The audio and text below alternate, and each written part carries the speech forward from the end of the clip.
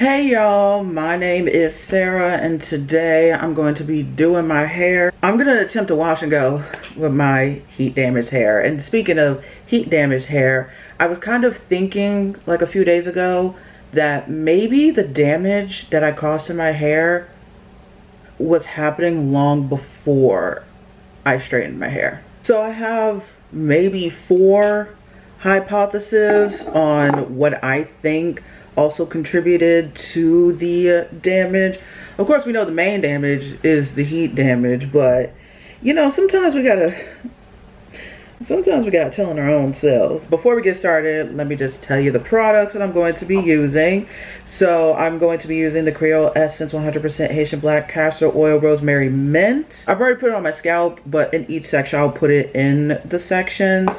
And for my leave-in, everybody say with me, going to be using the TGIM Miracle Repair X Protective Leave-In Conditioner. Woo! And then for my cream, the Curlsmith Curl Conditioning Oil and Cream. Hey Curlsmith, you know the bigger bottle you have, can you just put that in a tub? Because I don't want to use that bottle. That hurts. And this is a thick product. That's a nightmare to squeeze out. So if you could just make your bigger size in this container, that'd be great. And then for the oil / serum, the TGIM Miracle Repair X Anti-Breakage Serum. And for my styler, the Camille Rose Curl Maker. I have 2 because this one is quite literally almost out. And I'm gonna go ahead and put the oil in this section right here, and then we're gonna get started.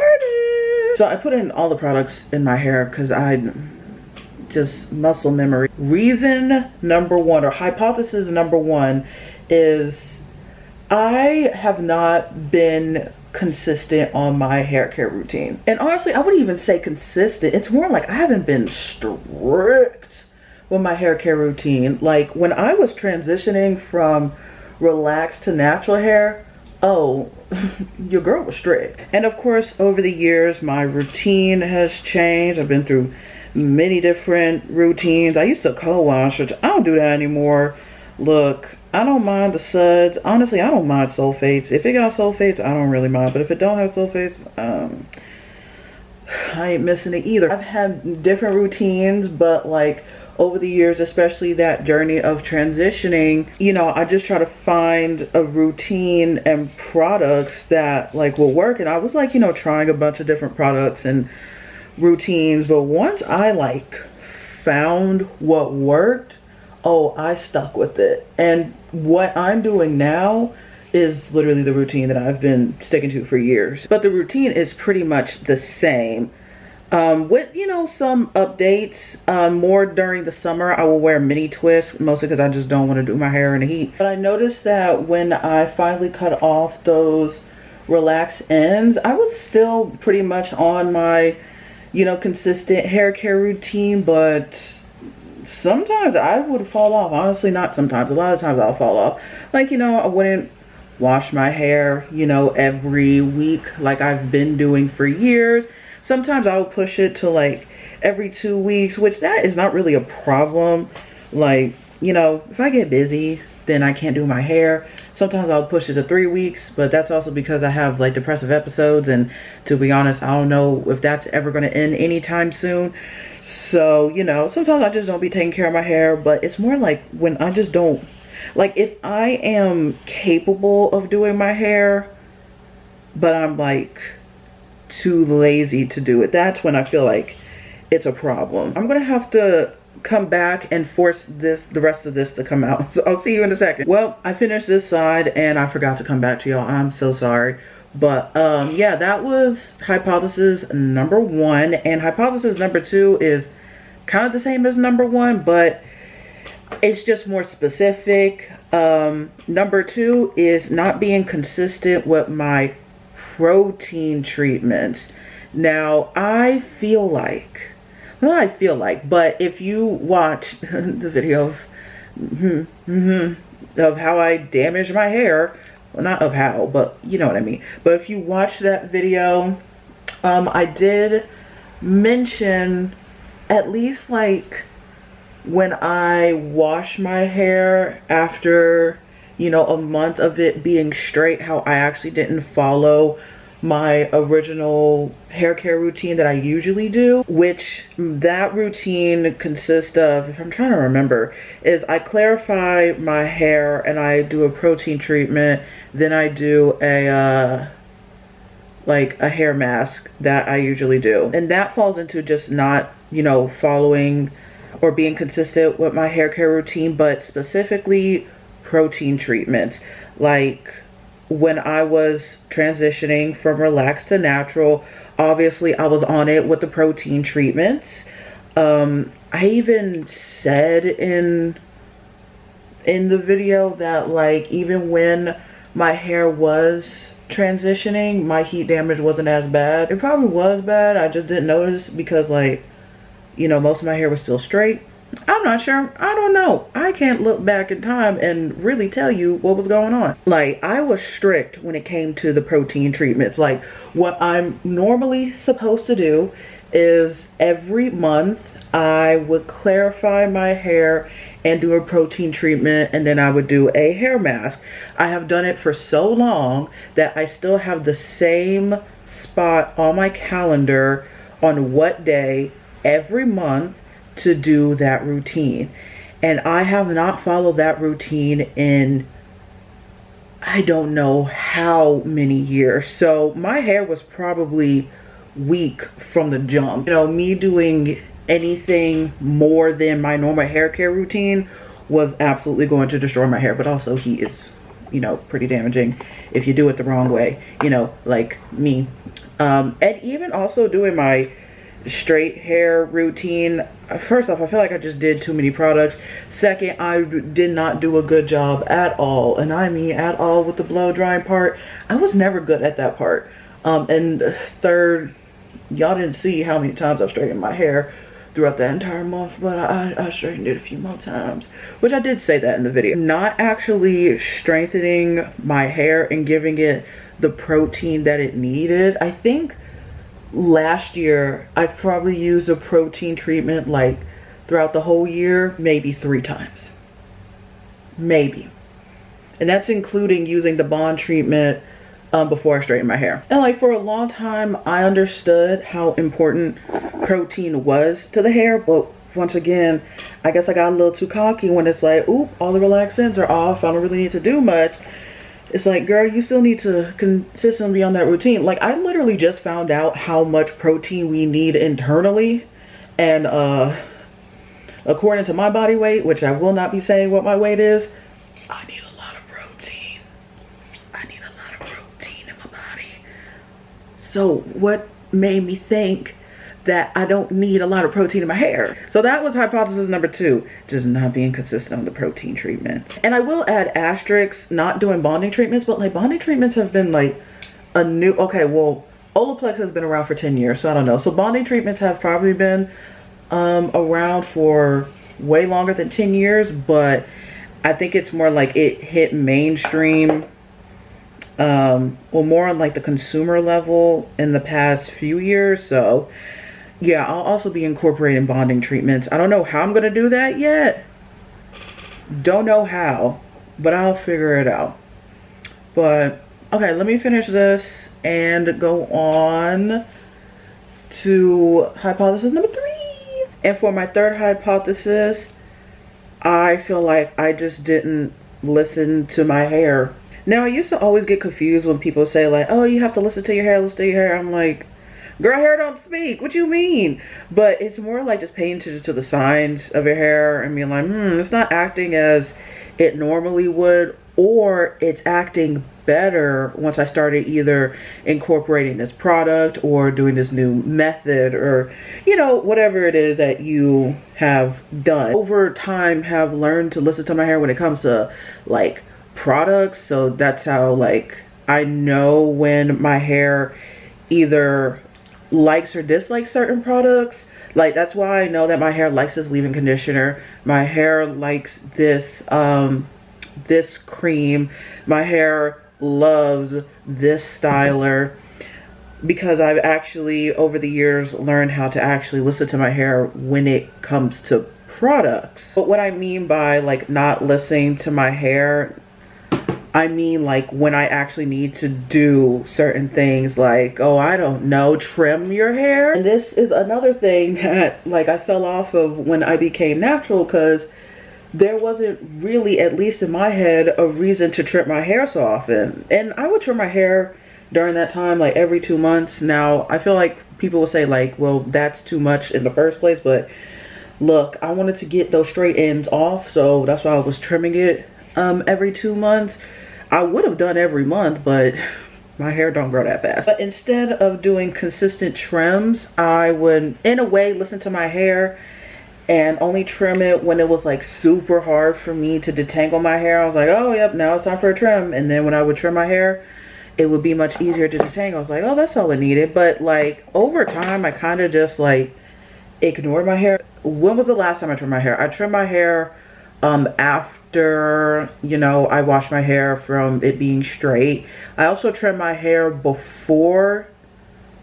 No, I trimmed it right after it was straight, just to like finally even out my hair after years of it being uneven.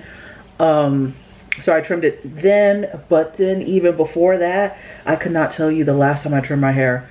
I do not remember. And like, was my hair giving me all the signs? Absolutely. It was definitely giving me the breakage, which I'm still getting a little bit of breakage. Like, it's not as bad as it was before, but it's still happening. And then the split ends, oh my goodness, the split ends. I know I've said it in a video before, but I'm gonna just reiterate this again on why you need to be getting your trims consistently. While my hair was straight, I wanted to do the search and destroy method. And if you don't know what that is where you go through every strand of hair and cut out any split ends and fairy knots. You just cut like right above where it is, because you're not like doing a full trim. There was one strand of hair that I cut because I saw like some split ends. I was like, ooh, okay, let me cut this off. When I cut it, I actually looked closer at that hair, and there wasn't some split ends on there.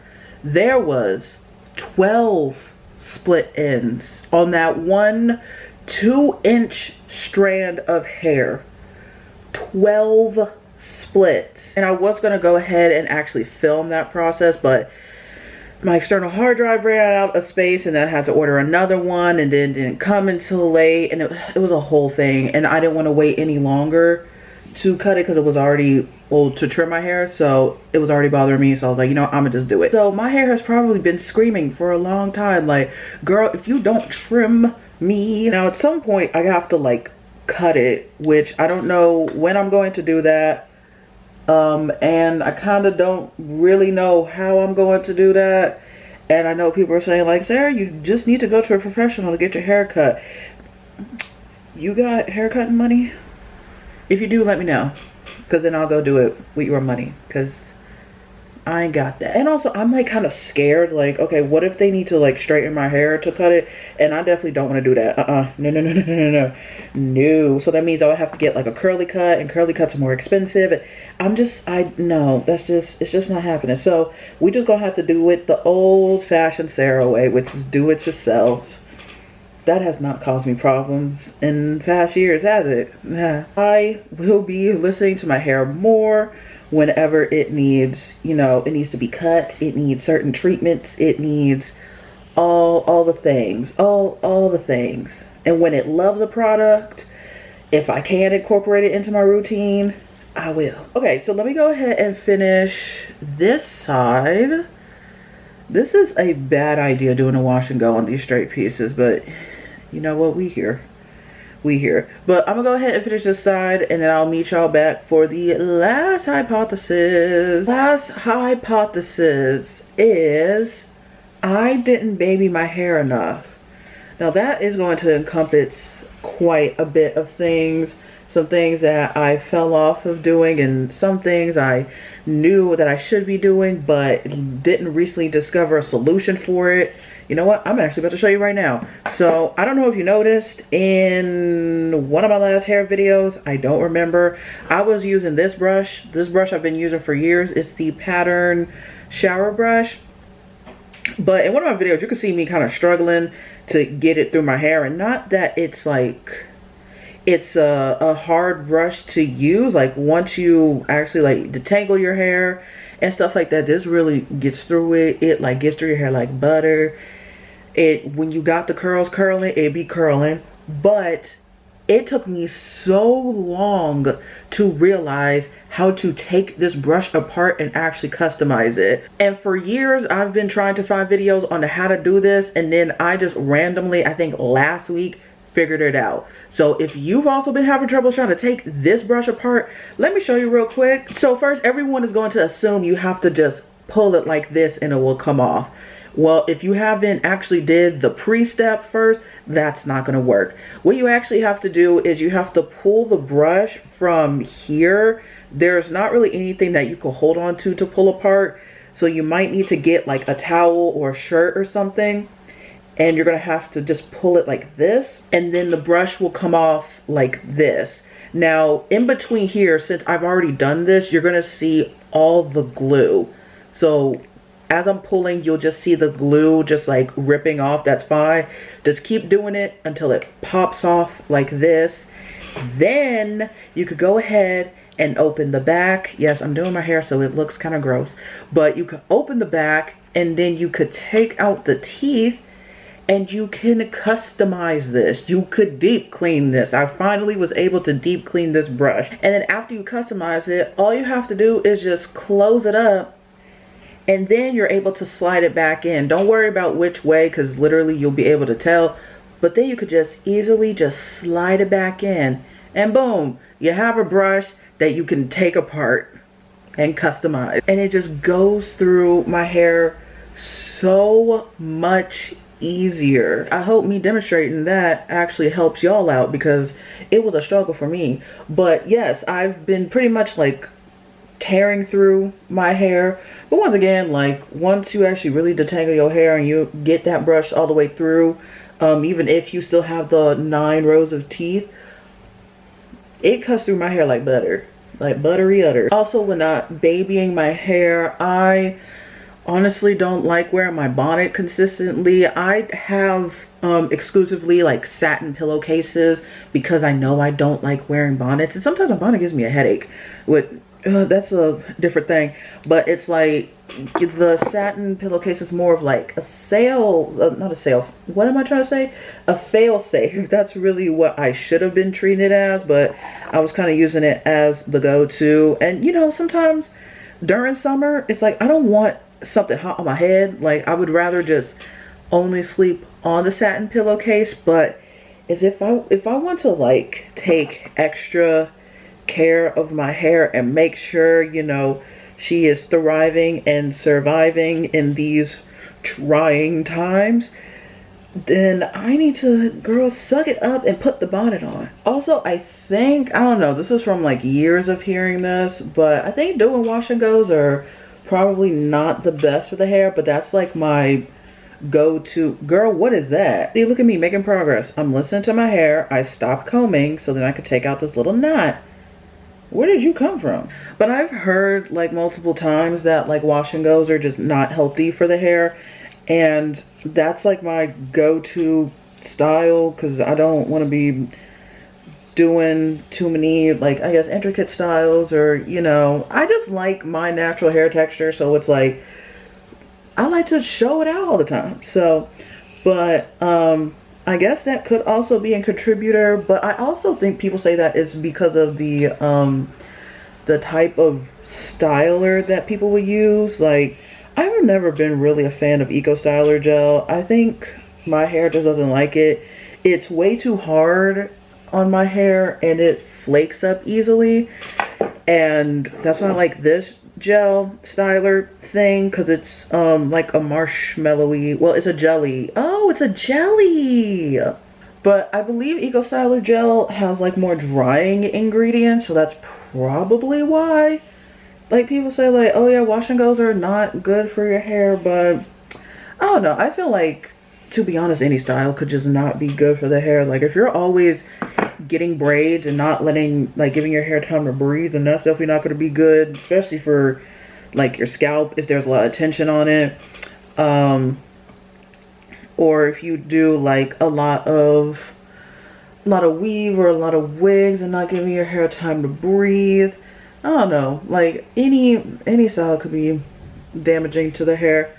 Okay, let me continue. Actually, I'm pretty much done, but let me do some little fixes. And I was gonna blow dry my hair, but we'll see. Just give me a second. So it may not look like it, but I just blow dry my hair. It's not fully blow dried. You know what I should have gotten with all those Ulta points that I spent? I should have gotten a Dyson hair dryer because I used it once before. Actually, no, I think I used it twice before, and it got my hair dry so fast. In 15 minutes, whole head completely dry.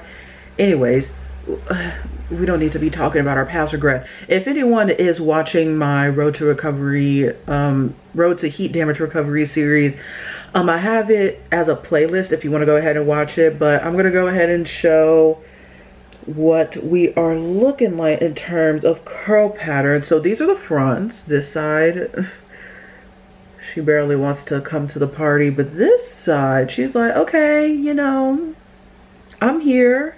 I'm just here to show my face or whatever. I did scrunch up both sides, and this is the one that held up a little bit better, obviously, except for some parts.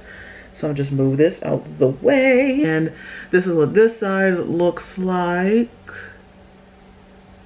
And this is what this side looks like. They're both still pretty damp, to be honest. So I'm not sure if I'm going to show you the back because it's just not a fair assessment. But you could tell which side is more damaged than the other side. Also, I didn't want to spend a lot of time just holding up my hairdryer because my arms, my shoulders hurt. I'm doing Project 50, but I'm posting it on Shorts, so if you want to go watch that too. Ow. Okay, well, I'm going to go. Thank you so much for watching. If you like it, give it a like. Also, comment down below what other things that you potentially think can cause damage to hair that's not heat related. That's not just heat related, because it could be a multitude of things. And what time is it right now? I'm gonna go because I have a few hours to play Sims. Okay, bye.